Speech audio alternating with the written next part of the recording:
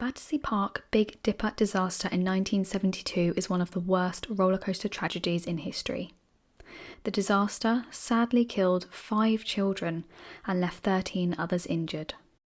Battersea Park Funfair was established during the Festival of Britain in 1951. It was a hugely popular destination for thrill-seeking families and friends. The most popular and famous ride was the Big Dipper itself, attracting long, snaking lines full of excited and buzzing riders ready to get on the ride. The ride cost 15 pence and was made entirely of wood. The 30th of May 1972 was like any other day at the funfair. With it being half-term holidays, hundreds of teenagers and children gathered at the Battersea Park Funfair, many in high spirits for the day ahead of them and many of them queuing for the best ride of the fair, the Big Dipper.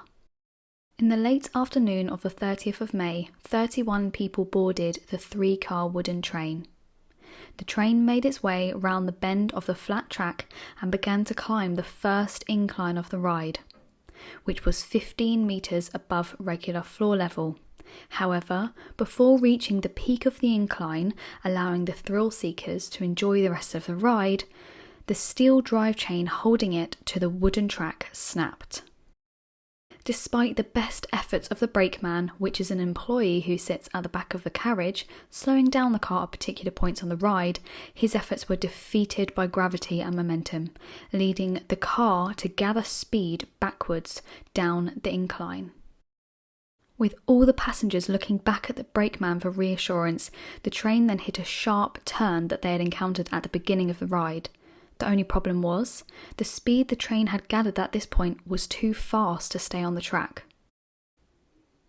And the back carriage derailed and crashed into a wooden barrier with the other carriages crashing on top of it, leading the bottom carriage crumbled by the force. The disaster sadly killed 5 children and left 13 others injured. It is worth noting that this isn't the first incident similar to this on the Big Dipper. In May 1951, an empty carriage derailed. Luckily, no one was injured on that occasion, although lots of passengers were stranded for 20 minutes before getting them off the ride safely. And once more, a crash seemed to have occurred in 1968 when a woman sadly broke her arm on the ride. The fatal disaster in 1971 led to a review of the fairground's safety and several charges of manslaughter.